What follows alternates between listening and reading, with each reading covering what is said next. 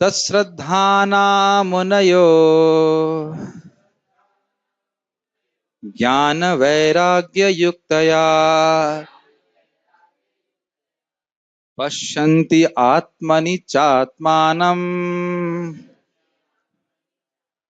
भक्त्या श्रुतगृहीतया तत्श्रद्धाना मुनयो तत्श्रद्धाना मुनयो दधाना होना चाहिए ना, तत्श्रद्धाना मुनयो। मुझे आप लोगों से श्रद्धाना नहीं सुनाई पड़ रहा है। तत्श्रद्धाना मनयो ज्ञान वैराग्य युक्तया पश्यन्ति आत्मनि चात्मानम् भक्त्या श्रुतगृहीतया। तो देखिए, यह श्लोक बहुत महत्वपूर्ण है, क्योंकि यह बताता है कि किस प्रकार से हम उस तत्व की जिज्ञासा करना चाहिए। 3 गुण बता रहे हैं, या कह सकते हैं 4 गुण। एक है कि श्रद्धाना, मतलब श्रद्धावान होना चाहिए, शुष्क तार्किक नहीं होना चाहिए। शुष्क तर्क का अर्थ है जिसका शास्त्र का कोई आधार नहीं। श्रद्धा न मतलब उसको शास्त्र में श्रद्धा है, साधुओं में श्रद्धा है, परंपरा में श्रद्धा है। अगर श्रद्धा नहीं है तो वह ज्ञान प्राप्त नहीं कर सकता। इसको भगवान गीता में बताते हैं, श्रद्धावान लभतो ज्ञानम तत्परः संयतेन्द्रिय ज्ञानम लब्ध्वा परम शांतिम अचिरेणादि गच्छति। क्या था भगवान के अनुसार गीता में क्या गुण है? श्रद्धावान लभते ज्ञानम। पहला क्या है? श्रद्धा होना चाहिए उसको, तत्पर उसमें लगा रहना चाहिए, और संयत इंद्रिया, उसकी इंद्रियां संयमित होनी चाहिए। यहां पे भी उन गुणों को हम देख रहे हैं। मुनेहा मतलब हो गया मुनिजन, फालतू जन नहीं, जो भोगों में लगा वह नहीं, जो मननशील है। मुनि मननशील, जो मननशील है। हमने आपको पहले भी सुनाया, समझाया था, वैदिक ज्ञान is meant for active learning. Active learning को क्या कहेंगे हिंदी में मुझे नहीं पता, लेकिन इसको बृहद अरण्यक उपनिषद में कहा गया है सुनना। आपको वो श्लोक पता है, अगर आपके लिए होमवर्क है वो श्लोक मिल जाए आपको बृहद अरण्यक उपनिषद में।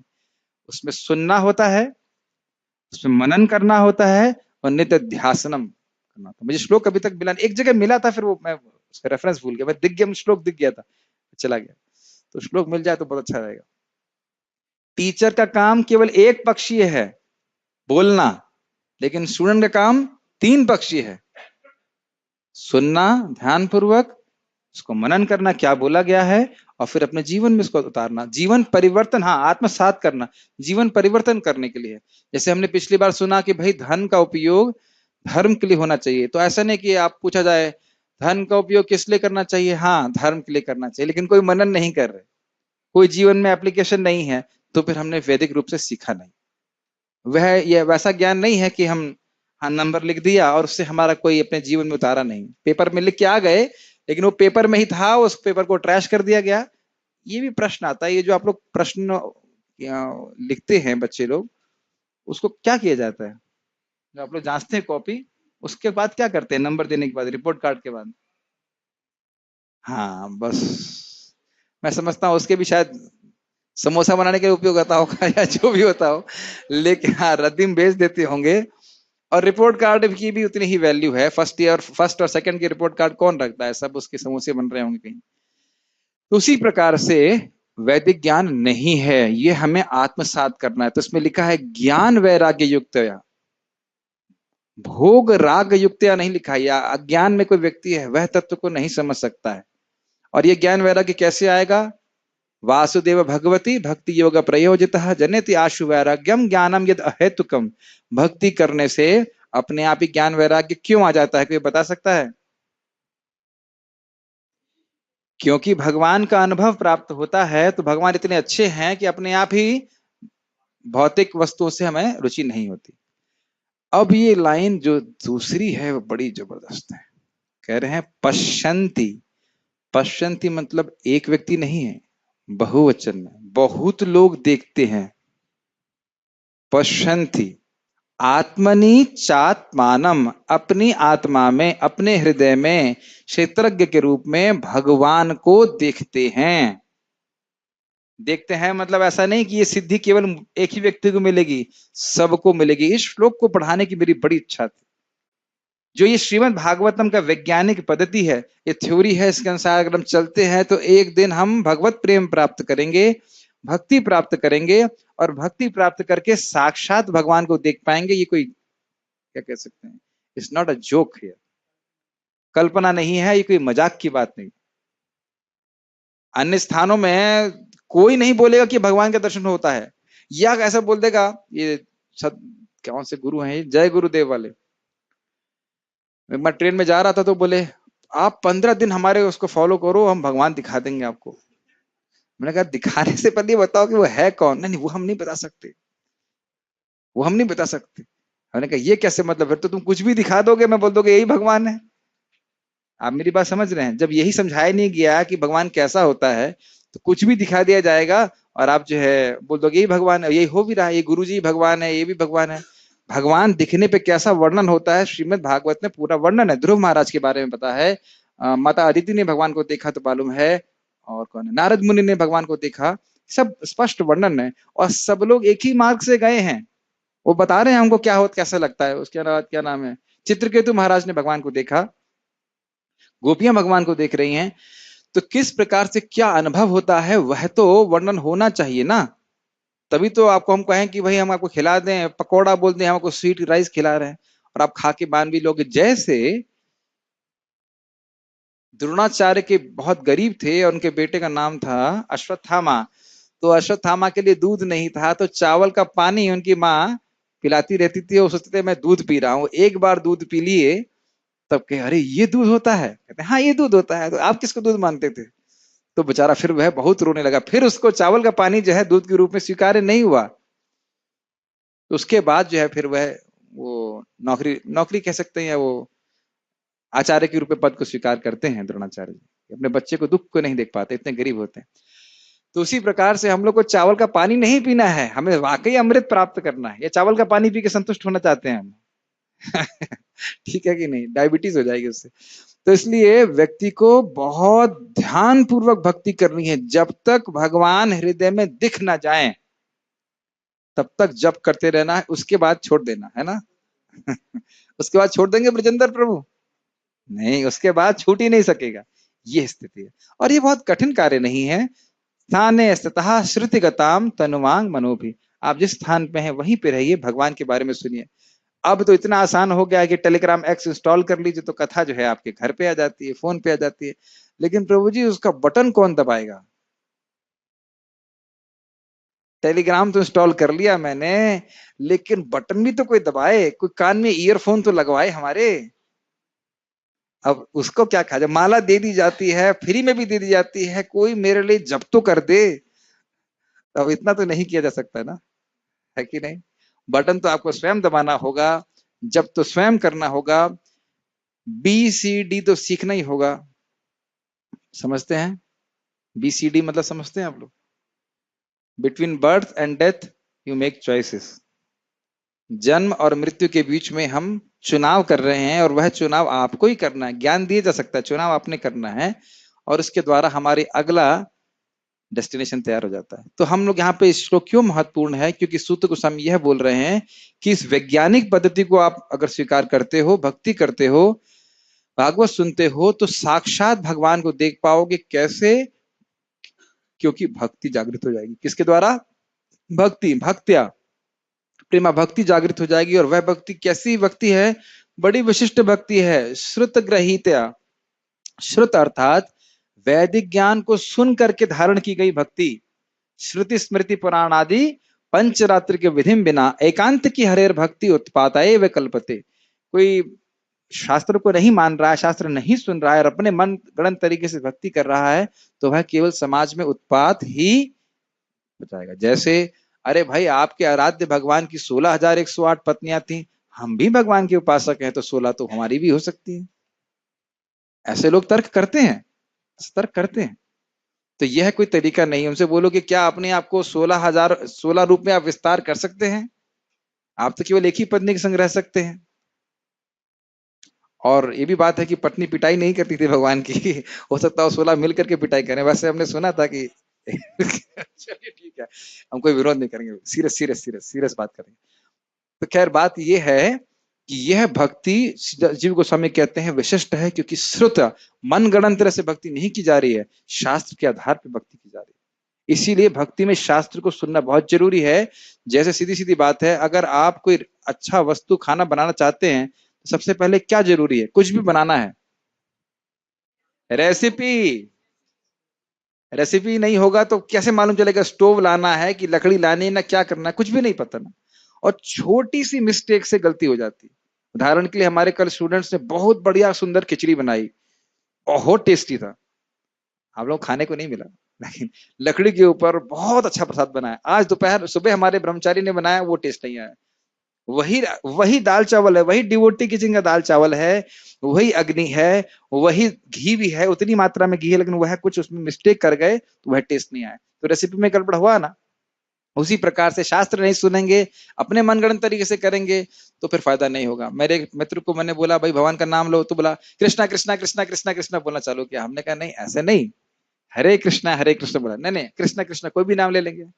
हाँ भगवान का आप नाम ले रहे हैं, लेकिन फिर भी मंत्र बताया गया है कि हरे कृष्णा कृष्णा कृष्णा हरे हरे, हरे राम राम राम हरे हरे, इति षोडशकम नाम नाम कली कलमश नाशनम न तत्परत्र उपाय सर्व वेदेषु दृश्यते। ब्रह्मा जी कह रहे हैं इससे अलावा सारे वेद छान लो, कोई श्रेष्ठ उपाय नहीं। तो वेद छानने की जरूरत नहीं है आपको, प्रामाणिक रूप से आपको मालूम चल गया वैसे कर रहे हैं। और अपने मन से कुछ नाम जब करेंगे तो कुछ फायदा होगा, लेकिन उसमें गलतियां भी हो सकती हैं। जैसे कुछ लोग बोलते हैं जप हर क्या है, भज निताई गौर राधे श्याम, जप हरे कृष्ण हरे राम।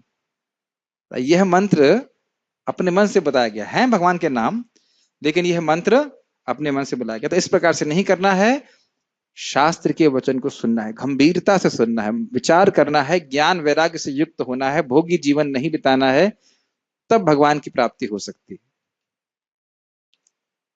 एक बात और समझ लेना चाहिए कि सूर्य को देखना है तो कोई कठिनाई नहीं है। कठिनाई तब है जब आंखों की दोनों झिल्ली बोलेंगे, दोनों आंखों पे मोतिया बिंद हो तो सूर्य सामने होते हुए भी नहीं दिखाई पड़ेगा। उसी प्रकार से आप देखो कि अर्जुन कह रहे हैं पर ब्रह्म परम धाम, भगवान आप ही पर ब्रह्म हो, परम धाम हो, सबको समझ में आ रहा है।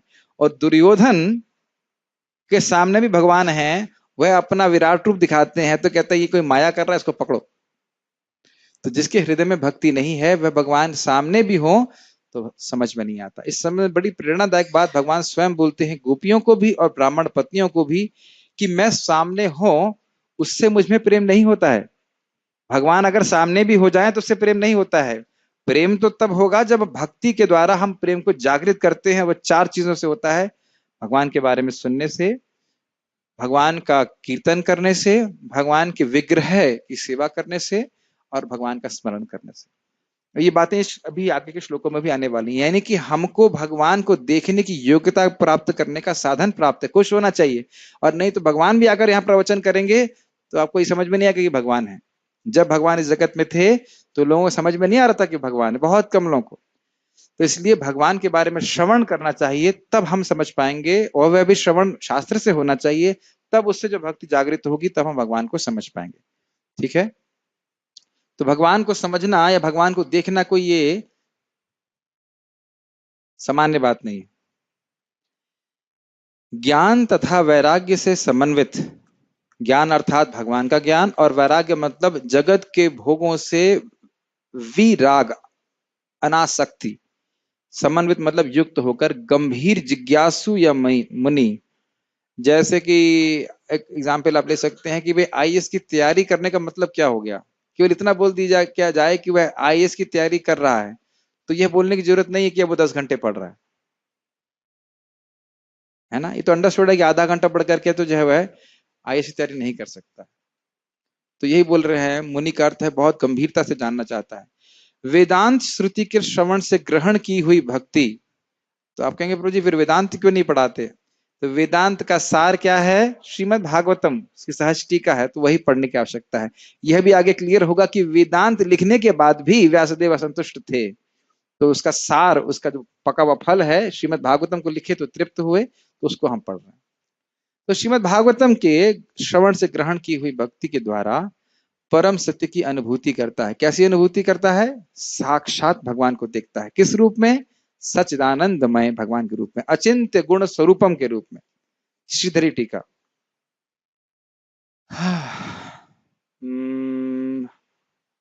ठीक है, हमने उसको चर्चा कर लिया था कि जो मतलब इसका जो पॉइंट शुरुआत में बोला है उसको ऑलरेडी डिस्कस कर चुके हैं कि वह वेदांत श्रुति को सुन करके ज्ञान वैराग्य से युक्त होकर भगवान को देखता है। तो मैं उसको रिपीट नहीं करूंगा। हम सीधे संस्कृत वाला भाग देखते हैं। दिख रहा है आपको संस्कृत वाला भाग? तंच तत्वं सपरिकरया भक्तेव प्राप्यतः इत्याह तच्चेत अन्वयः। तो कह रहे हैं वो जो तत्व जिसका वर्णन आपने किया था, हमने पिछले वाले श्लोक में किया था, वह भक्ति के द्वारा ही प्राप्त किया जा सकता है। भक्ति करते हैं तो ब्रह्मानुभूति भी होती है, परमात्मा के रूप में अनुभूति भी होती है, और भगवान की अनुभूति भी होती है। थोड़ा इसमें एक बात इंपॉर्टेंट है कि जो ज्ञानी व्यक्ति है वह उपनिषद के ज्ञान के द्वारा केवल मात्र ब्रह्म की अनुभूति कर सकता है। परमात्मावादी या योगी जन परमात्मा की अनुभूति कर सकते हैं। तो जो ब्रह्म अनुभूति कर रहा है उसे परमात्मा की अनुभूति प्राप्त नहीं होगी। जो योगी जन है उसको ब्रह्म की अनुभूति हो जाएगी और परमात्मा की होगी, लेकिन भगवान की नहीं होगी। लेकिन जो भगवान की भक्ति कर रहे हैं, साधन भक्ति कर रहे हैं, उनको ब्रह्म की अनुभूति भी हो जाती है, परमात्मा की अनुभूति भी हो जाती है और भगवान की अनुभूति भी हो जाती है। जैसे कोई व्यक्ति सूर्य के पास, सूर्यदेव से दोस्ती कर लिया, वहां पहुंच गया तो वो सूर्य की किरणों को तो देख ही रहा है, सूर्य के गोले को तो देख ही रहा है। जो व्यक्ति पहाड़ के अंदर पहुंच गया तो वह पहाड़ को तो देख ही रहा है, वहां के जीव जंतु को भी देख रहा है, स्पष्ट है। जो ट्रेन में बैठ गया वो ट्रेन की लाइट को भी देख रहा है और ट्रेन के सारे सब कुछ देख रहा है, समझ रहे हैं। लेकिन जो ट्रेन की लाइट को देख रहा है इसका अर्थ ये नहीं है कि वो ट्रेन में बैठ गया है। मेरी बातें आपको समझ में आ रही है? यस। तो कह रहे हैं भक्ति करो, तो भक्ति करके जो भी इच्छा होगी, आप जिस प्रकार का साक्षात्कार चाहते हो वह आपको प्राप्त हो जाएगा। और वो कह रहे हैं परिकरया, अर्थात वेदों के अनुसार जो भक्ति की जाती है, पूर्ण रूप से भक्ति की जाती है। किस तरह से भक्ति की जाती है? जैसे कभी भी भगवान की तरफ हमें अपनी पीठ नहीं करनी चाहिए, कभी भी भगवान की तरफ अपने पैर नहीं करने चाहिए। जैसे अभी हम मान लीजिए प्रणाम कर रहे हैं, तो हमें देखना चाहिए कि हम भगवान की तरफ हमारे पैर ना हो जाएं। या फिर किसी भी भक्त को हमें भगवान के सामने प्रणाम नहीं करना चाहिए। तो ये सब बातें हमें कैसे मालूम चलती हैं? शास्त्र से। भगवान को हमेशा अपने बाएं तरफ रख करके प्रणाम करना चाहिए। कैसे मालूम चला? शास्त्र से। भगवान को प्रणाम करने वाला व्यक्ति मुक्त हो जाता है। ये सब बातें, भगवान का नाम जब कैसे करना चाहिए, सारा कुछ शास्त्र के अनुसार सुनना चाहिए। जैसे गीता में भगवान बोलते हैं, यह शास्त्र विधि मुत्सृज्य वर्तते कामकारतः न स सिद्धिम अवाप्नोति न सुखम न पराम गतिम। जो शास्त्र की विधि को त्याग देता है, न तो सुख प्राप्त होता है, न शांति प्राप्त होती है, न परागति प्राप्त होती है। तो शास्त्र की विधि के अनुसार व्यक्ति को चलना चाहिए, तब उसको सिद्धि प्राप्त होगी। तो परिकरया अर्थात वह भक्ति जो वेद के अनुसार की जाती है, भागवत के अनुसार कहती है, कर रहे हैं। उसके बाद वह भक्ति कैसी होती है? कहते हैं ज्ञान वैराग्य युक्तेति अत्र ज्ञानम परोक्षम। वह कह रहे हैं ये भक्ति ज्ञान और वैराग्य से युक्त होनी चाहिए। और वह ज्ञान कैसा होता है? ज्ञान मतलब परोक्ष अनुभूति, यानी कि ये एक बहुत अच्छी बात है। कह रहे हैं इसमें, जब ये बात भगवत गीता में भगवान बोलते हैं, ये जो काम है वह हमारी इंद्रियों में, यानी आंख नाक कान इत्यादि में बसा हुआ है, मन में बसा हुआ है और बुद्धि में बसा हुआ है। और जब हम इंद्रियों का व्यापार करते हैं, इंद्रियों से कुछ कार्य करते हैं, तो काम प्रकट हो जाता है। इसलिए इंद्रिय संयम करो। तो श्रीला बलदेव विद्याभूषण जी कहते हैं, अरे भाई यह तो ऐसा हुआ कि जल जो है बांध के द्वारा रोक दिया जाए, लेकिन जरा सा भी कुछ छेद होगा बांध का तो जल प्रकट हो जाएगा। तो ये बात सही है कि जो काम है वह केवल इंद्रिय संयम मात्र से है, सीमित नहीं हो सकता है। हमें ऐसा अनुभव प्राप्त होना चाहिए जो हम स्वाभाविक रूप से भोग को त्याग दें। आपको बोल दिया जाए कि भाई आपको कुछ देखना नहीं है, सुनना नहीं है, बोलना नहीं है, छूना नहीं है, तो हम कैसे जिएंगे? नहीं कर सकते ना। लेकिन बोला जाए भगवान को देखो, भगवान के लिए भोग बनाओ, भगवान के बारे में सुनो, भगवान की इत्र, जो इत्र भगवान को अर्पित होता है उसको सूंघिए, ये जैसे भगवान की माला भगवान को अर्पित होती है उसको धारण करिए, भगवान की ड्रेसिंग कीजिए। तो यह कोई मुश्किल नहीं है कि इंद्रियों के वेग को हम भगवान की तरफ जोड़ दे रहे हैं। तो भगवान से जो प्राप्त होने वाला सुख है उसको जब हम प्राप्त करते हैं तो इस जगत के भोगों को स्वाभाविक रूप से हम त्याग देते हैं। ये बातें समझ में आ रही हैं? हाँ, परोक्ष ज्ञान समझ में आ रहा है? परोक्ष अनुभव, जैसे आप में से बहुत से भक्तों को जब करते हुए अच्छा लगा होगा, तो वो जो अच्छा लगना है वे परोक्ष, पर अक्ष मतलब अक्षो अक्ष अक्ष से परे इंद्रियातीत अनुभव है। मैं बहुत जल्दी बोल गया शायद बात। परोक्ष मतलब, जो अक्ष का मतलब होता है आंखें, तो उपलक्षण से सारी इंद्रियों के परे ये जो अनुभव होगा, जो आप लोगों को जब को अच्छा लगने वाला अनुभव है, वह तो इंद्रियों से परे ही अनुभव हुआ ना, है ना? अलग लगता है ना, कुछ अलग ही है जो आपने ना कभी ना सूंघा, ना देखा, ना छुआ, उससे बिल्कुल अलग अनुभव होता है। तो वह कौन दे रहा है? भगवान देते हैं जब हम भगवान की भक्ति करते हैं। तो यही बात बोल रहे, जब इस प्रकार का नाम जप का अनुभव होता है, ये शास्त्र सुनने का अनुभव होता है, कीर्तन में कुछ अच्छा लगता है, तो स्वाभाविक रूप से व्यक्ति भौतिक विषयों को त्याग देता है। ये बात बोल रहे हैं, ठीक है। अब वो कह रहे हैं तच्च तंच तत्वात्मनि क्षेत्रज्ञ पश्यन्ति। कह रहे हैं कि उस तत्व को, यानी कि भगवान को जीव क्षेत्रज्ञ के रूप में देखता है। क्षेत्रज्ञ का अर्थ क्या होता है? क्षेत्र मतलब होता है खेत। तो भगवान गीता में बताते हैं कि सर्व क्षेत्र शुभारता, जितनी भी शरीर है हमारे वह खेत की तरह है, और उसमें दो क्षेत्रज्ञ हैं। कौन है? जीवात्मा और परमात्मा। तो हम केवल अपने खेत के बारे में जानते हैं। भाई आपके शरीर में कोई कष्ट है तो मैं तो ना अनुभव कर रहा हूं, मेरे शरीर में कोई कष्ट है वो आप अनुभव नहीं कर सकते, लेकिन भगवान सभी के क्षेत्रों के, सभी के शरीर के बारे में जानते हैं।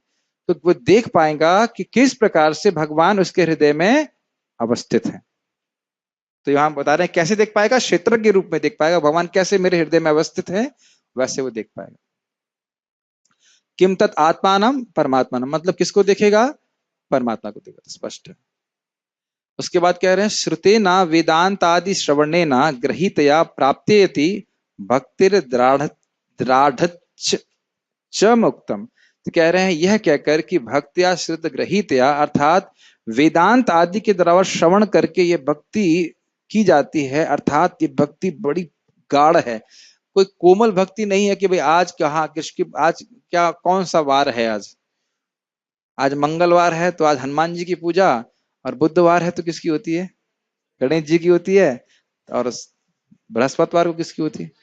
विष्णु की होती है। चलो विष्णु जी का नंबर आ गया। और मंगल और फ्राइडे को किसकी होती है? संतोषी माता की, जो कि वेद में वर्णन ही नहीं है, ठीक है। और शनिवार को शनि को। यह कोई भक्ति नहीं है, यह कोई भक्ति नहीं है, इसका कोई आधार नहीं है, लौकिक तरीके से चल रहा है। लेकिन हमने वेदांत से सुना, भागवत से सुना, गीता से सुना कि कृष्ण भगवान है, मैं उनका अंश हूं, मेरा एकमात्र कर्तव्य उनकी ही सेवा करना है, तो अब मेरा चित्त कहीं और नहीं जाएगा। ऐसा नहीं कि हम देवताओं का अनादर करेंगे, लेकिन शास्त्र सुनकर के एकदम फिक्स नहीं, मुझे कृष्ण की ही भक्ति करनी। समझ में आ रहा है? इससे हम क्या सीखते हैं कि अगर हम प्रामाणिक रूप से, नियमित रूप से शास्त्रों को सुनते हैं तो यह दृढ़ता भक्ति में आ ही जाती है। हरि नाम जप करते हैं और शास्त्र नियमित रूप से सुनते हैं, दो प्रमुख चीज, तो भक्ति में प्रगाढ़ता, गंभीरता आ ही जाती है। यह भी सीखना हमें चाहिए। और नहीं सुनेंगे तो आज हो गया था, गंगा गए तो गंगा राम, और जमुना गए तो जमुना राम। सुने हैं ना इसका अर्थ? ये तो सारी लोकोक्ति आपने सुनी होंगी। या फिर आया राम और गया राम। अगर जाते हुए भी राम बोले तो ठीक है, लेकिन बहुत बार जाने के बाद राम मुंह से निकलता नहीं, बल्कि बोलते हैं मर गया मर गया मर गया, बहुत काम है, ये है, मरा मरा ही चलता है, लेकिन राम नहीं निकलता है। बहुत बार ऐसा हम देखते हैं। प्राय मैं ब्रह्मचारियों को भी बोलता हूँ इस बात को, भाई देखो यहाँ पे आए हो अपनी इच्छा से, और जाओगे भी अपनी इच्छा से, अगर शास्त्र नहीं सुनोगे।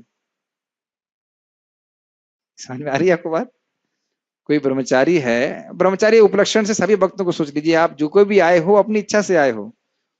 जो भक्ति कर रहा है अपनी इच्छा से कर रहा है ना, पैसे दे रहे हैं आपको? पैसे तो नहीं दे रहे। तो भक्ति करने की जो दृढ़ता है, जब हम शास्त्र सुनते हैं उसी से आती, नियमित रूप से। नहीं तो मोहित हो जाना, भोग में प्रवृत्त होना, यह तो हमारी स्वाभाविक प्रवृत्ति है। कितना भी सुन लीजिए, ये गेट में पार होते ही याद आ जाएगा, अरे हम तो शरीर ही हैं। इसलिए नियमित रूप से सुनना बहुत जरूरी है। तो इसलिए अगर हम शास्त्र सुनते हैं, श्रीमद् भागवतम सुनते हैं, और यह भी केवल रिकॉर्डिंग से भी पूरा काम नहीं चलता, भक्तों के संग में आकर भी सुनना चाहिए। प्रोसेस तो यही है। खैर अगर नहीं है तो रिकॉर्डिंग से भी काम चला लीजिए। तो अगर परंपरा से ज्ञान प्राप्त होता है तो उससे दृढ़ हो जाती है, व्यक्ति दृढ़ता से भगवान की भक्ति करता है। तात्पर्य, भगवान वासुदेव, आप लोगों की प्रसन्नता के लिए बता दूं कि आखिरी श्लोक है, उसके बाद आगे नहीं करूंगा मैं आज। भगवान वासुदेव जो परम सत्य की पूर्ण अभिव्यक्ति के समान हैं, उनकी भक्तिमय सेवा की प्रक्रिया से परम सत्य की अनुभूति होती है। ये तो स्पष्ट है, भगवान की भक्ति करके ही भगवान का अनुभव होगा।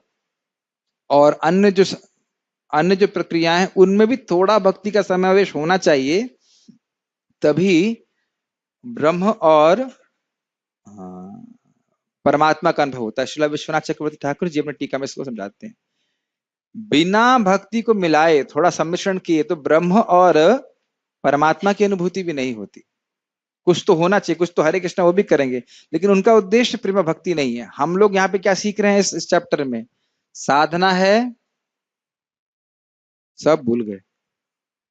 साधना है भक्ति, साध्य है भक्ति, और परम आराध्य है भगवान कृष्ण। ये इसका विषय है। ये अच्छी बात है कि सब भूल जाते हैं, तो फिर हर बार आप वही बातें बार बार बता सकते हो। हाँ, इस बार प्रभु जी ने कुछ नई बात बताई है हर बार ऐसे चलता है। तो खैर ये बात याद रखिएगा। तो हम यहाँ सीख रहे हैं कि भक्ति, परम भक्ति प्राप्त होती है, प्रेम भक्ति प्राप्त होती है तो व्यक्ति भगवान का अनुभव करता है।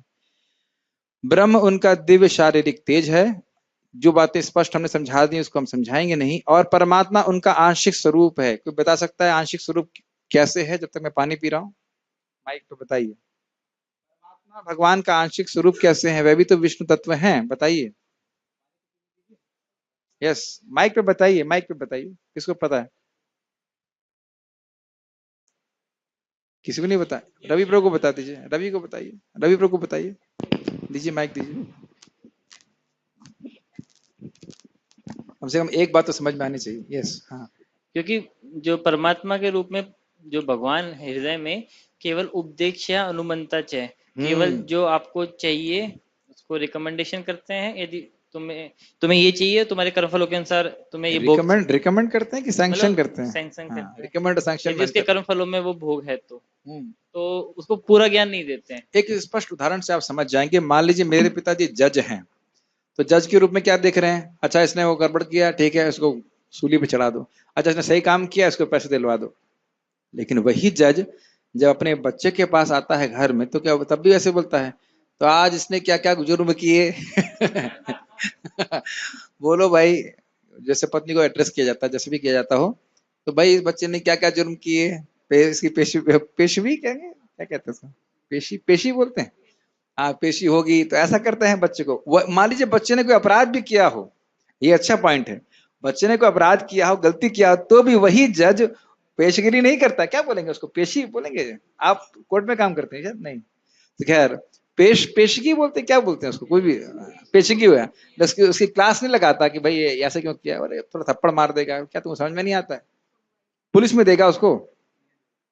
तो उसी तरह भगवान का आदान प्रदान भक्तों से अलग होता है। भक्त गलती भी करते हैं तो भगवान थप्पड़ मारते हैं, यमदूत को नहीं भेजते। ठीक है। फलतः ब्रह्म या परमात्मा की अनुभूति परम सत्य की आंशिक अनुभूति मात्र है। तो स्पष्ट है। मनुष्य 4 प्रकार के होते हैं, कर्मी, ज्ञानी, योगी तथा भक्त। इसको समझाते हैं। कर्मी भौतिकतावादी होते हैं, किंतु शेष 3 आध्यात्मवादी होते हैं। कर्मी मतलब वो कर्म कर रहे हैं, वो इसीलिए कर्म कर रहे हैं ताकि उसका जो फल मिलेगा वो भोगेंगे, चाहे स्वर्ग हो, चाहे जगत में कुछ उपलब्धि हो।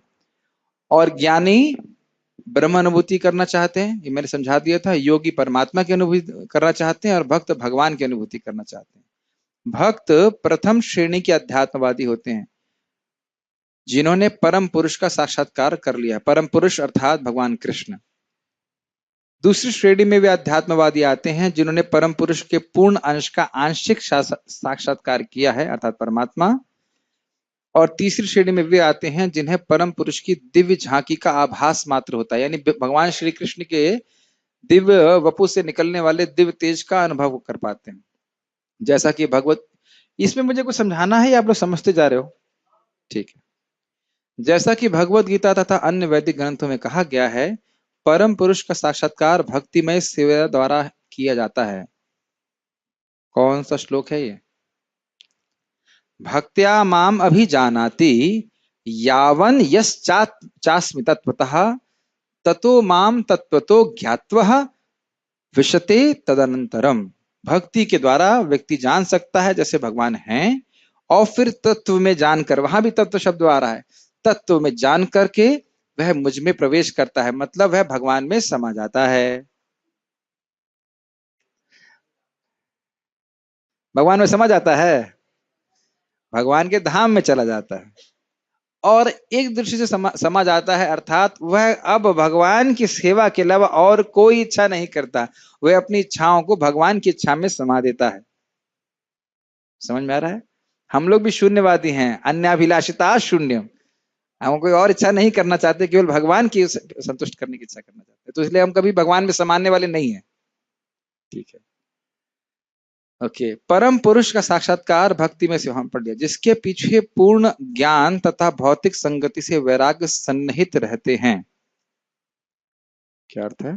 पूर्ण ज्ञान अर्थात भगवान का अनुभव, भगवान का ज्ञान, और भौतिक संगति से वैराग्य मतलब क्या, जड़ वस्तु उसका क्या भोग करना है, भगवान की सेवा करेंगे।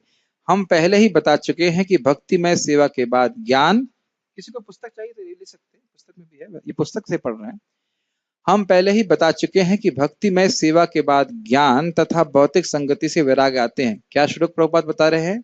वासुदेव भगवती वाला श्लोक। भगवान की भक्ति करते हो तो अपने आप ज्ञान वैराग्य आ जाता है, क्योंकि ब्रह्म तथा परमात्मा की अनुभूति उन परम सत्य की अपूर्ण अनुभूतियां हैं, अतः ब्रह्म तथा परमात्मा को प्राप्त करने के साधन अर्थात ज्ञान तथा योग मार्ग भी परम सत्य की अनुभूति के अपूर्ण साधन है। ये समझ में आई लाइन? क्योंकि ज्ञान आपको केवल ब्रह्म तक लेके जाएगा और योग आपको परमात्मा तक लेके जाएगा, लेकिन भगवान की भक्ति आपको भगवान के पास लेके जाएगी, इसलिए भगवान की भक्ति ही पूर्ण साधन है। बड़ा स्पष्ट है। मैं इसलिए एक तात्पर्य की लाइन को बोल रहा हूं ताकि ये बातें घुस जाएं। ये बहुत तात्विक पर्पस है और प्रभुपाद जी ने काफी लंबे तात्पर्य लिखे हैं, इस पे पढ़ना बहुत जरूरी है समझने के लिए। भक्ति ही एकमात्र पूर्ण विधि है जिससे गंभीर जिज्ञासु को परम सत्य की अनुभूति हो सकती है, क्योंकि भक्ति की नींव पूर्ण ज्ञान तथा भौतिक संग से वैराग्य के ऊपर खड़ी होती है और वेदांत श्रुति के श्रवण द्वारा सुदृढ़ होती है। तो देखिए प्रभुपाद जी भक्ति के 3 गुणों को बता रहे हैं, ज्ञान से युक्त, वैराग्य से युक्त और वेदांत श्रुति के श्रवण के द्वारा ग्रहण की गई। ये जीव गोस्वामी जी की कमेंट है। ये सामान्य भक्ति नहीं है, ऐसा कुछ भी करते रहे कि भाई जैसे हम एक सरदार शहर है राजस्थान में, तो वहां हमारी बस लगाई हमने, तो देखा भागवत सप्ताह हो रहा है और जस्ट भागवत सप्ताह के बाहर ही चाय बिक रही है, लोग चाय पी के आकर उसके बाद भागवत सप्ताह सुन रहे हैं।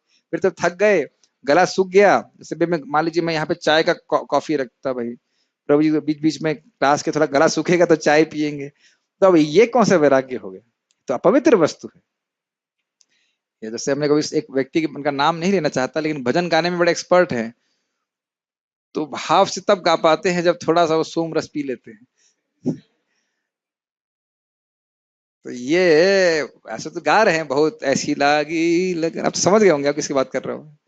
ऐसी लागी लगन मीरा हो गई मगन, मीरा तो मगन हो गई लेकिन आपकी मगनता कहाँ पे है? थोड़ा सा पी करके, या उनकी 2-4 पत्नियां भी हैं, क्या बोले, वाणी को नहीं लगाना चाहिए, लेकिन ऐसे बहुत सारे उदाहरण हैं। और ऐसे ही एक और तथाकथित संत भी हैं वृंदावन में, उनके बहुत बड़े मंदिर हैं, और उनके एक मंदिर में मैं बरसाना में गया था, तो देखा कि एक माता जी के हाथ, कंधे पे उनका हाथ है, दूसरी माता जी के कंधे पे हाथ है, और वो खुद सैफरन में है, खुद सैफरन में है, लाल कपड़े में है। और अद्भुत बात है कि उनके चेले समझ नहीं पा रहे, मैं तो देख के चकित हो गई, क्या कर रहे हैं? एक गोपी के हाथ में, दूसरा गोपी और तीसरी गोपी, तो वह खुद ही कृष्ण बन गए ना। और कृष्ण भी सैफरन पहन के गोपियों के संग नहीं करते। अब जो समझने वाले समझ रहे हैं मैं किसकी बात कर रहा हूं। तो अंधे नहीं होना है हमको, वैराग्य होना चाहिए जीवन में, ज्ञान होना चाहिए। और अद्भुत बात यह है कि अगर भक्त भक्ति कर रहा है और पूर्ण ज्ञान और वैराग्य ना भी हो, वह विश्वास के संग भक्ति करता रहे, जैसे गुरु ने बताया है, वैष्णव ने बताया है, तो अपने आप ज्ञान वैराग्य उत्पन्न हो जाएगा। मैं थोड़ा इस पे बोलना चाहता हूँ। बहुत अधिक वैरागी है तो वह भी ठीक नहीं है भक्ति के लिए, क्योंकि उससे हृदय बहुत कठोर हो जाता है। और अगर बहुत भोगी है तब भी मुश्किल है भक्ति में आना। अब उसके लिए अब टीवी का सीरियल छोड़ना ही मुश्किल होगा, क्लास में कैसे बैठेगा। लेकिन जो व्यक्ति बहुत आसक्त नहीं है और बहुत निरासक्त नहीं है, उसके लिए भक्ति है। महाराज सिखाए थे ना, बड़ा इंटरेस्टिंग है। जो बहुत आसक्त नहीं है और बहुत निरासक्त भी नहीं है, अब उसको बोला जाए भाई तुम खीर खा सकते हो लेकिन भोग लगे खाओ, हाँ ये कर लूंगा मैं। अब भोग कहो एकदम सूखा ही चावल खाना है, ये खाना है, तो ये उसमें उसकी रुचि नहीं है। तो क्या योग्यता है? जो बहुत आसक्त नहीं है और जो बहुत निरासक्त भी नहीं है। तो कहेंगे फिर अब वैराग्य कैसे उत्पन्न होगा? बहुत अच्छा। तो कह रहे हैं कि जब वो भक्ति करेगा तो भक्ति करने से जो सुख प्राप्त होगा उससे वैराग्य तो हो जाएगा, लेकिन हृदय कठोर नहीं होगा। ठीक, याद है आपको बात? बड़ी इंटरेस्टिंग बात है भाई। जैसे हम यहाँ भागवत सुन रहे हैं, अब इसके लिए अपने आप को रोक नहीं रहे हैं कि अरे वो सीरियल छूटा जा रहा है। भाई सीरियल सुन पढ़ने की या अखबार पढ़ने की तृष्णा अपने आप समाप्त हो जाती है, लेकिन इसके लिए अलग से प्रयास करने की जरूरत नहीं है। बार बार भागवत पढ़ते हैं, जप करते हैं, भक्तों का संग करते हैं, तो जब उच्चतर रस प्राप्त हो जाता है तो स्वाभाविक रूप से हम निम्नतर रस को त्याग देते हैं। लेकिन इसमें हमारा हृदय जो है कठोर नहीं होता। और ऐसे आप जितने वैरागी होते जो तुम मौनी बाबा हैं, बोल नहीं रहे हैं, ये है, उनके हृदय में बहुत कठोरता आ जाती है, झगड़ालू हो जाते हैं, क्रोधी हो जाते हैं। नागा बाबा देखिए बहुत कठोर होते हैं, बहुत वैरागी तो होते हैं लेकिन क्रोधी भी बहुत हो जाते हैं। तो भक्त का हृदय जो है वह कोमल होता जाता है। तो क्या 3 गुण सीखे हमने जिस भक्ति के द्वारा हम भगवान को देख पाएंगे? वेदांत से यानी शास्त्रों से सुनना, और परंपरा में सुनना, अनन गलत लोगों से नहीं सुनना, और ज्ञान वैराग्य से युक्त होना। और यह इसका अर्थ यही कि भक्ति करने से अपने आप ही ज्ञान और वैराग्य हो जाता है। अतः ऐसा नहीं है कि भक्ति अल्पज्ञ आध्यात्मवादियों के निमित्त होती है। ये भी इंटरेस्टिंग पॉइंट है। देखिए भगवान बोलते हैं, क्या श्लोक है भगवत गीता का? स्त्रिया वैश्य तथा शूद्रस तेपि यान्ति परां गतिम माम ही पार्थ व्यपाश्रित्य येपि स्युः पापयोनिया स्त्रियो वैश्यस तथा शूद्रस तेपि यान्ति परां गतिम। भगवान गीता में कह रहे हैं कि कोई बहुत पापी व्यक्ति हो, स्त्रियां हो, वैश्य हो, द्विजबंधु हो, द्विजबंधु अर्थात ब्राह्मण है नहीं, ब्राह्मण कुल में केवल जन्म लिया हो, वह भी यदि मेरा आश्रय लेते हैं तो भगवत प्राप्ति कर लेते हैं। शब्द बड़ा महत्वपूर्ण है, भी, वह भी, अर्थात ये नहीं कहना है कि वे ही, बोल रहे वह भी मतलब वह भी भक्ति कर सकते हैं। अर्थात उसके बाद देखिए, किम पुनः ब्राह्मण भक्ता, किम पुनः ब्राह्मण भक्ता राजर्षयस्तथा। तो फिर राजर्षियों का क्या कहना और भक्तों का क्या कहना, ब्राह्मणों का क्या कहना? कहने का अर्थ यह है कि भक्ति राजर्षि ब्राह्मण भक्त भी करते हैं, और जिनके पास बहुत अधिक तत्व ज्ञान नहीं भी हो वह भी भक्ति करके पार हो जाते हैं। तो यह नहीं सोचना चाहिए कि भक्ति जो है वो मूर्ख लोग करते हैं, जो ज्यादा समझ नहीं सकते, ज्यादा ज्ञान नहीं हो सकता, वह लोग करते हैं ना। आप मेरी बात समझ रहे हैं?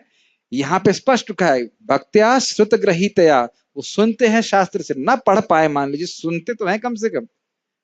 इतना तो समझ में आ गया ना कि कृष्ण भगवान है। आपको उपाध्याय जी सब विश्वास हो रहा है ना? ये बहुत आसान बात नहीं है। आप जाके पूछ लीजिएगा समाज में कौन भगवान है, उसी पे झगड़ा हो जाएगा भगवान कौन। कोई और सब मानते हैं कि किसी को नहीं पता कि भगवान कौन। तो ऐसा नहीं कि भक्त लोग नहीं जानते हैं, शास्त्र सुन करके वह जानते हैं। और इसीलिए प्रभुपाद जी बता रहे हैं कि भक्तों की भी 3 श्रेणियां होती हैं, प्रथम, द्वितीय तथा तृतीय। आप लोग कौन सी में रहना चाहते हैं? अभी आप पढ़ते जाएंगे, आप लोग देख लीजिए कहां पे। तृतीय श्रेणी के भक्त या नव दीक्षित भक्त जो ज्ञान विहीन होते हैं, वे भौतिक संगति से विरक्त नहीं होते। मतलब उनको भगवान के बारे में कुछ ठीक पता नहीं है, पूजा तो भगवान की करते हैं लेकिन भोगों में भी बड़ी आसक्ति रहती है। वे तो मंदिर में अर्चा विग्रह की पूजा की प्रारंभिक प्रक्रिया के प्रति ही आकृष्ट होते हैं। पिछली बार भी हमें कार्यक्रम के लिए बुलाया गया तो बोले प्रभु जी कीर्तन कर लेंगे, प्रवचन वगैरह सुनने में हमारी कोई रुचि नहीं। तो उनका विश्वास है भगवान के ऊपर, तो वह भी भगवान के भक्त हैं, लेकिन भगवान के भक्तों के प्रति या भगवान के कथा के प्रति ज्ञान, कुछ भगवान के संबंध में जो ज्ञान है उसके प्रति कोई रुचि नहीं। तो वी शुड बी रेस्पेक्टेड, वो भक्त हैं, भगवान पे विश्वास है। ऐसे भक्त भौतिक भक्त कहलाते हैं। कौन से कहलाते हैं भक्त ये? कौन से? भौतिक, ये देख लीजिएगा। और ऐसा व्यक्ति नाम का आस्वादन भी नहीं कर सकता। नाम जब भी करेगा तो उसको तक वो स्वाद नहीं प्राप्त होगा। इसीलिए नाम जप करते समय साथ साथ शास्त्र श्रवण करना बहुत जरूरी है। श्रद्धा शास्त्रीय होनी चाहिए। उस श्रद्धा है लेकिन लौकिक श्रद्धा, इधर से उधर सुन लिया, थोड़ा पूजा कर रहा है। जैसे हम आप लोग के वो थे ना, वो पिछले लैंडलॉर्ड, वो लड्डू गोपाल की सेवा करेंगे लेकिन क्लास सुनने नहीं आएंगे। तो इस प्रकार से जो है लौकिक भक्त हैं, भक्त भगवान कृष्ण के भक्त हैं, लेकिन वह पूरी तरह से नहीं प्रगतिशील नहीं है। ऐसे भक्त आध्यात्मिक लाभ की अपेक्षा भौतिक लाभ के प्रति अधिक आसक्त रहते हैं। अतः मनुष्य को इस भौतिक भक्ति से उन्नति करके भक्ति की द्वितीय अवस्था प्राप्त करनी चाहिए। तो जो निम्न स्तर का भक्त है वह क्यों भक्ति कर रहा है? कुछ उसे भौतिक लाभ प्राप्त हो जाए। जैसे हमने पढ़ा था ना, जिज्ञासु, आर्थ, ज्ञानी, ज्ञानी को छोड़ दीजिए, जिज्ञासु, आर्थ और अर्थार्थी, ये सब भौतिकता में ही आ जाएंगे, उतना भगवान के बारे में सुने नहीं है। भगवान से कुछ प्राप्त होता है तो हम भगवान की भक्ति कर रहे हैं। अतः मनुष्य को इस भौतिक भक्ति से उन्नति करके भक्ति की द्वितीय अवस्था प्राप्त करनी होती है। इस द्वितीय अवस्था में भक्त को भक्ति की दिशा में 4 तत्व दिखाई पड़ते हैं। बहुत इंटरेस्टिंग है। देखिए, पहले वाले को खाली भगवान दिख रहे थे। ये भी बहुत बड़ी बात है कि कम से कम भगवान दिख तो रहे हैं। भगवान के विग्रह को तो मानता है, अच्छी बात है। इन चलिए पढ़ते हैं। परमेश्वर, उनके भक्त, अज्ञानी तथा ईर्ष्यालु। क्या श्लोक है ये? पालिशेषु दुष्टस्त्वचा प्रेम मैत्री कृपापेक्षा यह करोति सम्मध्यमा। ईश्वर तद अधीनेषु, ईश्वर तद अधीनेषु बालिशेषु दुष्टस्त्वच प्रेम मैत्री कृपापेक्षा यह करोति सम्मध्यमा। वह मध्यम अधिकारी भगवान को देखता है, भगवान की सेवा करता है। Point number 1। तद अधीनेषु, भक्तों को देखता है जो भगवान के अधीन है, भगवान की सेवा कर रहे हैं, और उनसे मैत्री करता है, प्रेम कर रहा है भगवान से, मैत्री कर रहा है भक्तों से। और तीसरा है बालिशेषु, जो इनोसेंट हैं, जो बालिश हैं, जो भगवान की भक्ति के बारे में नहीं जानते हैं लेकिन जानना चाहते हैं, उन पे कृपा करता है। और द्वेषी, जो लोग द्वेषी हैं, जो भक्तों को पसंद नहीं करते, झगड़ा करते हैं, जो भी कर लीजिए, उनकी उपेक्षा करता है, उनका उनके प्रति भी द्वेष नहीं करता है। ध्यान देना होगा, द्वेष नहीं करता है, उपेक्षा करता है। तो ऐसा व्यक्ति मध्यम है। वह ऐसी स्तर पे आकर के हम सच्ची भक्ति को प्राप्त कर रहे हैं, वहां से शुरू कर रहे हैं सही सही भक्ति। उससे पहले तो हम प्राय भौतिक भक्त हैं। और ये भी देखना होगा कि ऐसा भक्त भगवान से भौतिक वस्तुएं नहीं मानता है, प्रेम करता है भगवान से, भगवान की सेवा इसलिए नहीं कर रहा है उसे कुछ भौतिक वस्तु या भौतिक लाभ प्राप्त हो। तो ये सब कैसे मालूम चला आपको? सुनने के द्वारा। मान लो हम उस स्तर पे नहीं है, मान लो मैं अभी 2 घंटे के बाद फिर से जाके भक्तों से झगड़ा करूं, लेकिन मुझे ये मालूम होना चाहिए कि अभी मैं भौतिक भक्त हूं। एक दिक्कत ये है कि जो नया भक्त है वह ये मानता है कि वह सबसे अच्छा भक्त है, इसीलिए वह दूसरों का सम्मान नहीं करना चाहता। लेकिन जब हम आगे बढ़ेंगे तो हमें लगेगा कि हाँ, हम तो भक्ति कर ही रहे हैं, अन्य भक्त भी भगवान को बहुत प्रिय हैं। ठीक है। और अगर हम दूसरों को भक्ति नहीं देना चाहते तो यह भी क्या कहेंगे, वो देगा क्या? उसे समझ में नहीं आ रहा भक्ति क्या है, देगा क्यों? वो नहीं समझ पा रहा है कि भगवान को सबसे प्रिय ये सेवा है कि हम दूसरों को भक्ति करने का मौका दें। और ये भी जो मध्यम अधिकारी वो जानते हैं कि अगर हम प्रचार नहीं करेंगे तो प्रचार होगा भी नहीं। ये बात हमने पहले भी समझाई थी कि अगर हम लोग नहीं बोलेंगे भगवान के बारे में तो लोगों को नहीं मालूम चलेगा। तो अपने शुद्धिकरण के लिए और भगवान को प्रसन्नता देने के लिए हमें प्रचार करना चाहिए। अब फल देने वाले भगवान हैं, कितने लोग प्रचारित होंगे, कितना भक्ति करेंगे, वह भगवान के हाथ में है। हमारा कर्तव्य है भगवान को संतुष्ट करने के लिए हम प्रचार करें। क्या आप लोग माया में हैं? नहीं है? हैं? अरे इतना भी पता नहीं माया में है। क्या माया से मुक्त होना चाहते हैं? तो सीधा सीधा फॉर्मूला बता रहे हैं प्रभुपाद जी, भक्त स्वयं भक्ति करे और अन्य लोगों को भक्ति करने का मौका दे, तो भगवान की कृपा से वह स्वयं मुक्त हो जाए। मैं कोटेशन भेज दूंगा। खुद वह ताते कृष्ण भजे करे गुरुर सेवन, माया जाले छूटे पाए कृष्णेर चरण। तो ये समझना होगा। तो कम से कम मध्यम अधिकार पे तुम आ सकते हैं ना। यहाँ पे कोई भक्तों से लड़ाई तो नहीं करते आप लोग? आप इनसे लड़ाई तो नहीं करते? हमारे भक्त भी तो लड़ाई नहीं करते ना आपस में। अच्छा, आप अपने पति से भी तो लड़ाई नहीं करती? वह भी अलाउड, वह भी वैष्णव अपराध बन जाएगा क्योंकि वह भी दो माला जप करते हैं और आप भी लड़ाई नहीं कर सकते। अगर पति पत्नी भक्त हैं और वह भी लड़ रहे हैं तो वह भी वैष्णव अपराध हो जाता है, क्योंकि पत्नी भी भक्त है और पति भी भक्त है। अगर पत्नी भक्त नहीं होती तो काम चल जाता है कि नहीं? लेकिन अगर दोनों भक्त हैं और लड़ाई कर रहे हैं तो फिर वैष्णव अपराध बन रहा है। इसलिए बहुत सम्मान देना चाहिए। कोई भी व्यक्ति भक्ति कर रहा है तो सम्माननीय है। तो इसलिए भक्तों से झगड़ा नहीं करना। इसमें नहीं लिखा है कि दूसरे लेवल का भक्त जो है वह अच्छे से लड़ाई करता है। प्रभुपाद जी बहुत अच्छा बोलते हैं, इसमें कहते हैं neo fight means always fight. कोई नया भक्त है मतलब झगड़ा ही करता रहेगा प्राय। प्रभु जी उसने मुझे ऐसा बोल दिया, प्रभु जी उसने मुझे ऐसा बोल दिया, ये मेरे बारे में ऐसा सोचता है, ये ऐसे कर दिया वैसे कर दिया।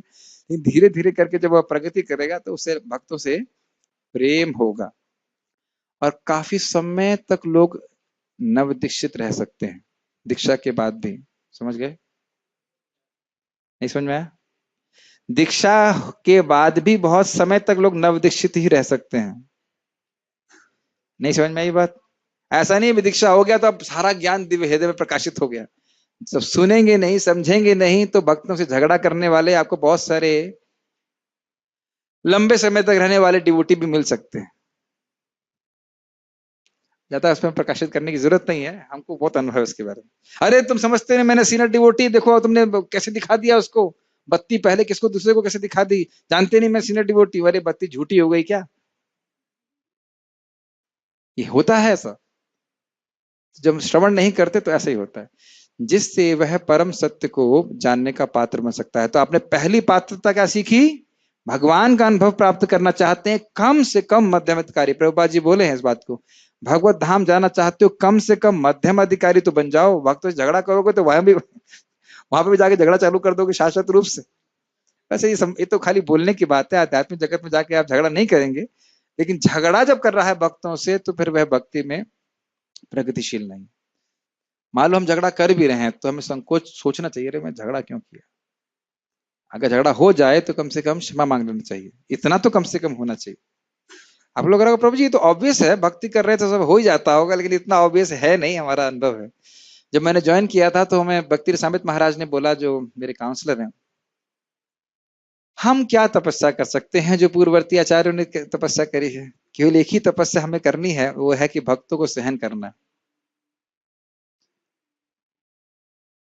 तो ये है, जीवन में काफी कुछ सीखने को मिलता है। एक बात ध्यान रखिएगा कि जो लोग आपके आसपास हैं वे आपके शुद्धिकरण के लिए हैं। और अगर नहीं समझ में आ रहा है तो 24 घंटे के अंदर समझ में आने लग जाएगा। अगर आपको कोई व्यक्ति ऐसा कुछ बोल रहा है जो आपको बिल्कुल अच्छा नहीं लग रहा है, तो वो इसीलिए है कि आपको बिल्कुल अच्छा ना लगे, ताकि ये भावना निकल जाए कि आप कंट्रोलर हैं। ये अनुभव करते हैं? आज 24 घंटे में ऐसा कभी कुछ हुआ कि इसने ऐसा कर दिया जो आपको बिल्कुल अच्छा ना लगा हो? पिछले 24 घंटे में होता ही होता है। और ये इसी कांटे को निकालने के लिए है कि हम कंट्रोलर हैं। आगे पढ़ लेते हैं। अतः तृतीय श्रेणी के भक्त को भक्ति संबंधी अनुदेश भागवत के प्रमाणिक स्रोतों से प्राप्त करने होते हैं। ये बहुत इंपॉर्टेंट बात है। अगर मैं नया भक्त हूं तो मुझे सुनने में बहुत प्रवृत्त होना चाहिए। जो मुझसे श्रेष्ठ भक्त हैं, जो अधिक शुद्ध हैं या अधिक समय से अच्छे से भक्ति कर रहे हैं, उनका इस जगत को देखने की दृष्टि मुझसे भिन्न है। और सुन करके इसीलिए प्रभुपाद जी ग्रंथ हमें सुनने चाहिए। वो महाभागवत हैं, महान भक्त हैं। उनसे जब हम बार बार सुनेंगे तो हमारी श्रद्धा परिवर्तित होगी और हम भी मध्यम, कम से कम मध्यम लेवल पे आएंगे। ठीक है। पहली श्रेणी का भागवत सुस्थापित भक्त है और दूसरा है भागवतम जो ईश्वर का संदेश है। अतः प्रथम, हाँ, अतः तृतीय श्रेणी के भक्त को भक्ति के उपदेशों की शिक्षा लेने के लिए किसी सच्चे भक्त के पास जाना होता है। सच्चा भक्त मतलब कम से कम मध्यम अधिकारी। हाँ, एक बात थोड़ी इसमें कंप्लीट रही हुई भी कि प्रथम श्रेणी का भक्त क्या है। प्रथम श्रेणी का भक्त सबको बस यही देखता है कि सब लोग भक्ति कर रहे हैं, वो बस केवल वो देखता है सब लोग भक्ति कर रहे हैं, केवल मैं भक्ति नहीं कर रहा हूं। ये है प्रथम वाले से बिल्कुल अलग है, सॉरी तृतीय वाले से बिल्कुल अलग है। तृतीय वाला क्या सोच रहा है, मैं भक्ति कर रहा हूं, बाकी तो कुछ कर ही नहीं रहा है। तुमसे बढ़कर हमारा, हमसे बढ़कर तुम्हारा भक्त कौन, ऐसे कर गाने भी गाते हैं। तो यह है तृतीय श्रेणी का भक्त हुआ। प्रथम श्रेणी का भक्त कहेगा कि मैं तो भक्ताभास हूं, मैं तो भक्त हूं ही नहीं। तो वह एकदम उच्च कोटि के। लेकिन आप देखेंगे मध्यम अधिकारी होना इतना मुश्किल नहीं है। अगर आप थोड़ी सी विवेक का उपयोग करें, बुद्धि का उपयोग करें, तो भाई भक्तों से प्रेम करना और प्रचार करने का एटलीस्ट प्रयास करना, और जो द्वेषी लोग हैं उनसे दूर रहना, और भगवान से सेवा करने में कोई कठिनाई नहीं है। थोड़ा सा विवेक का उपयोग करे तो व्यक्ति आराम से मध्यम अधिकारी बन सकता है, कोई डिफिकल्ट नहीं। भाई मान लो, अच्छा और मान लीजिए कोई व्यक्ति नया है और झगड़ालू है, तो हम कम से कम चुप तो रह ही सकते हैं हम लोग।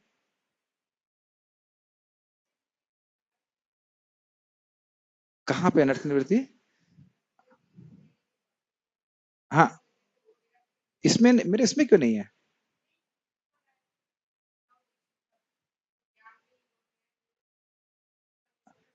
भौतिक संगति से विरक्त नहीं होते, वो भौतिक आसक्ति में फंसे रहते हैं।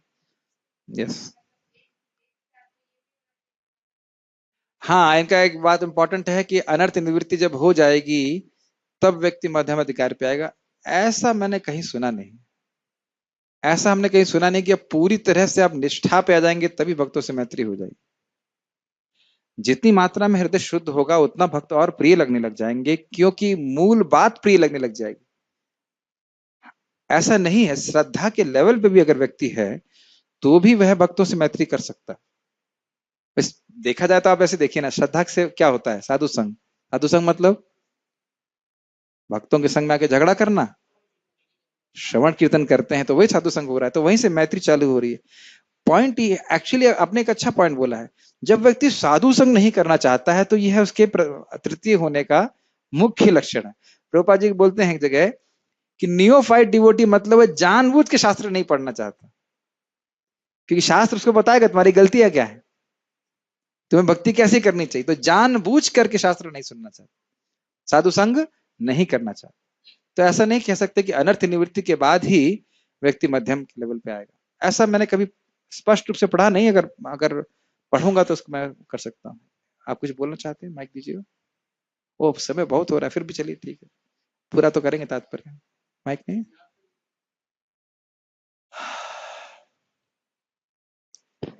हरे कृष्ण। यहाँ पे ईर्ष्यालु जो शब्द आया है वो भगवान से ईर्ष्या करने वालों के लिए भगवान या से, यस, भगवान से ईर्ष्या करने वाले, भक्तों से ईर्ष्या करने वाले, दोनों के लिए? सभी के। अच्छा आगे पढ़ लेते हैं। सच्चे भक्त के पास जाना होता है। ऐसा भक्त कोई व्यवसायी व्यक्ति नहीं होता जो भागवत को व्यापार समझकर अपनी जीविका कमाता हो। ये तो स्पष्ट है या नहीं स्पष्ट है? पैसा कमाने वालों से भागवत में से पिछली बार भी व्यक्ति आए थे, हम भागवत कराना चाहते हैं, तो प्रभु जी ने बोला यहाँ 2 श्लोक 2 घंटे में हुए, और आप जो है पूरी भागवत 7 दिन में करा लोगे, वो भी 3 घंटे क्लास में, कैसे संभव है? तो खाली वो एक ड्रामेबाजी करना चाहते हैं, सुनना नहीं चाहते। ऐसे भक्त को सूत गोस्वामी की तरह सुखदेव गोस्वामी का प्रतिनिधि होना चाहिए, अर्थात परंपरा में ज्ञान देना चाहिए, और उसे समस्त जनता के चतुर्दिक कल्याण के लिए भक्ति उपासना पद्धति का उपदेश करना चाहिए। ये भी स्पष्ट है, भगवान की भक्ति करना सिखाना चाहिए। ये नहीं कि जिसकी पूजा करना चाहते हो उसी की पूजा करो। नव जिज्ञासु भक्त को प्रामाणिक व्यक्तियों से सुनने में तनिक भी रुचि नहीं रहती है। यही देखिए मैं बोल ही रहा था, ये स्पष्ट है। सुन क्या सुनने आएंगे, हम तो बस अपना पढ़ ले रहे हैं और सब कर ले रहे हैं, हो रहा है, बस भक्ति हो रही है। ऐसा नव जिज्ञासु भक्त अपनी इंद्रिय तृप्ति के हेतु किसी व्यावसायिक व्यक्ति से सुनने का दिखावा करता है। इस बिना बोले रहा नहीं जाता। लेकिन हमें गांव में गए तो जिस व्यक्ति ने 35 भागवत कथा कराई, 35, और हर कथा 3 घंटे की, गुणा 7, 21 गुणा 35, कितना हो गया? मेरी मैथ्स कमजोर है। 300 घंटा, 350 घंटा, 450 घंटा सुन लिया। उसके बाद पूछा मैंने भगवान कौन है, उसके क्लियर नहीं हुआ अभी तक, वो कुछ बोल ही नहीं पाया भगवान कौन है। अभी वो तो भक्ति कर रहे हैं, तो मैं खूब डांट लगाई थी, खूब गाली दिया था उनके घर पे आके मैंने। तो जब करने लगे, ऐसे करने लगे, फिर अब उनको समझ में आया, 16 माला जब करते हैं तो समझा कि भगवान कृष्ण है। तो मैंने कहा, और फिर बोले एक्चुअली मैंने भागवत कथा जो है कथा के लिए नहीं कराया था, गौशाला में डोनेशन कलेक्शन करने के लिए उठाया। तब देख रहे हैं कि उद्देश्य गड़बड़ हो गया तो सिद्धांत समझ में नहीं आएगा, ये समझना चाहता ही नहीं। उस सुन क्या है, शुणवन अपी ने शुण क्या कहा जाएगा, सुनते हुए भी नहीं सुन रहे, ऐसी वाली बात। मन कहीं और है, फंसा कहीं और है, वो सुनने की इच्छा ही नहीं, उसको जानने की इच्छा ही नहीं है। इस प्रकार के श्रवण तथा कीर्तन से सारा मामला गड़बड़ा गया है। अतः इस दोषपूर्ण विधि के प्रति अत्यंत सतर्क रहने की आवश्यकता है, अर्थात प्रोफेशनल लोगों से कथा नहीं सुननी। भगवत गीता या श्रीमद् भागवत में निहित भगवान के दिव्य संदेश निसंदेह दिव्य विषय हैं, किंतु ऐसा होते हुए भी उन्हें किसी व्यावसायिक व्यक्ति से ग्रहण नहीं करना चाहिए, क्योंकि वह उन्हें उसी प्रकार दूषित कर देता है जिस प्रकार सर्प अपने जीभ के स्पर्श मात्र से दूध को विषाक्त कर देता है। तो स्पष्ट है, दूध देखने में वही लगेगा, लेकिन उसका प्रभाव दूध जैसा नहीं होगा कि दूध अमृत जैसा होता है, लेकिन वो विष की तरह कार्य करेगा। लोगों की भोग की बुद्धि कम होनी चाहिए, भागवत सुन के वह भोग की बुद्धि बढ़ जाती है। अपितु प्रवक्ता की भोग की वृत्ति बढ़ जाती है। करोड़ों लाखों रुपए खर्च कर लेते हैं, बड़े बड़े बिल्डिंग बना लेते हैं केवल कथा करके। क्या था वह, तृण लोभे न कथा सारम ततो गतः, कारिता तृण लोभे न कथा सारम ततो गतः। भागवत के महात्म्य में लिखा है कि ब्राह्मण तृण लोभ, तृण के मतलब अन्न के लोभ में या धन के लोभ में, किसी भी लोभ से कथा कर रहा है तो कथा का सारा सार गायब हो जाएगा, कोई फायदा नहीं होगा।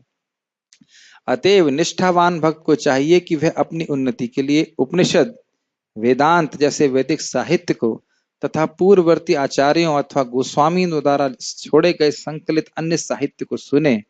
ऐसे साहित्य का श्रवण किए बिना मनुष्य सच्ची उन्नति नहीं कर सकता। तो स्पष्ट है, बिना श्रवण किए तथा आदेशों का पालन किए बिना भक्ति का प्रदर्शन निरर्थक है, और यह भक्ति के पथ में अवरोध जैसा है। किसी को बोलो भाई जब करते हो, हाँ हाँ सांस सांस में करते हैं, सुना है आपने से? एक माला नहीं करेगा, बोलेगा हम सांस सांस में हरे कृष्ण मंत्र कर रहे हैं, सांस सांस में राम राम, और बाकी हाथ में क्या कर रहा है, वो केवल पाप कर रहा है। तो ऐसा नहीं होता है। हाथ में माला पकड़ के बोल बोल के हरे कृष्णा कृष्ण कृष्ण हरे हरे, हरे राम राम राम हरे हरे बोलना होगा। इस संबंध में महाराज ने एक बात क्लियर करी थी। कुछ लोग कहते हैं कि मन में करना श्रेष्ठ है। हाँ सत्य है, श्रेष्ठ है, लेकिन मंत्र, नाम नहीं। जो भगवान का नाम है उस संबंध में जीव गोस्वामी जी बोलते हैं, कीर्तन शब्द कुछ बोल रहे थे, संस्कृत बोले थे कि कीर्तन ही प्रस्थापित बात है, कीर्तन ही करना चाहिए, बोलना ही चाहिए। जो मंत्र से गायत्री मंत्र इत्यादि करते हैं वह मन में करने चाहिए, लेकिन भगवान का नाम जो है वह उच्च स्वर में ही बोलना चाहिए। तो हम लोग, सही बोला जाए तो हम लोग संख्या संकीर्तन कर रहे हैं, हम लोग बोल बोल के जो हरे कृष्ण करते हैं, और यही योग धर्म है, इसको ऐसे ही करना चाहिए। ठीक है, तो अब यही देख लीजिए क्या करना है, शास्त्र के आधार पे करना, ये नहीं अपने मनगढ़ंत तरीके से मन में हरे कृष्णा कर रहे हैं, नहीं, बोल के कर रहा। अतएव जब तक श्रुति स्मृति पुराण या पंचरात्र प्रमाणों जैसे सिद्धांतों पर भक्ति स्थापित न हो, तब तक भक्ति के ऐसे प्रदर्शन को तत्काल त्याज्य समझना चाहिए। जैसे कुछ लोग बोलते हैं कि भाई प्रभुपाद जी गुरु थे, उसके बाद कोई गुरु नहीं रहा, अब प्रभुपाद जी की फोटो रख करके हम दीक्षा ले लेंगे। तो ज्यादा झगड़ा करने की जरूरत नहीं, उनसे पूछो कि श्रुति स्मृति पुराण में कहाँ लिखा है कि गुरु की फोटो लग करके आप दीक्षा स्वीकार करेंगे। जैसे कि हम देख सकते हैं द्रोणाचार्य के संबंध में क्या एकलव्य ने किया था, तो द्रोणाचार्य बोले तुमने अपना गुरु मुझे मान लिया, लेकिन मैंने तो तुम्हें अपना शिष्य नहीं माना है। तो ये तो जबरदस्ती वाली बात हो गई ना, कि गुरु, ऐसा नहीं हो कि दीक्षा हम फोटो से ले सकते। तो ये एक बहुत बड़ा एक अपसंप्रदाय इस्कॉन के एक भाग चालू हो गया है, जिसको अक्षय पात्र कहते हैं। तो वह यही बोलते रहते हैं कि अरे प्रभुपाद जी के बाद कोई गुरु नहीं है, कोई दीक्षा नहीं दे सकता, और अब बस खाली, और अमेजिंग बात है कि यह बोलने वाले गुरु वो स्वयं हो गए, और प्रभुपाद जी की फोटो रख करके हम आपको दीक्षा दिलवा देंगे, जिसका शास्त्र में कोई प्रमाण नहीं है। एग्जाम्पल मैं आपको बता रहा हूं, और सतर्क रहिएगा, ऐसे लोगों से ना मिलिएगा। किसी अनाधिकृत भक्त को कभी भी शुद्ध भक्त की मान्यता नहीं देनी जानी चाहिए, और अधिकृत करने का आधार क्या है, शास्त्र। वैदिक साहित्य से ऐसे संदेशों को आत्मसात करके अपने भीतर अंतर्यामी परमात्मा को निरंतर देखा जा सकता है, यह समाधि कहलाती। तो बहुत सीरियस बात है, अगर भगवान को अपने हृदय में देखना चाहते हैं तो शास्त्र के अनुसार ज्ञान वैराग से युक्त होकर भक्ति करेंगे, तभी देख पाएंगे, नहीं तो भगवान को नहीं देख पाएंगे। कोई प्रश्न है? Stop here.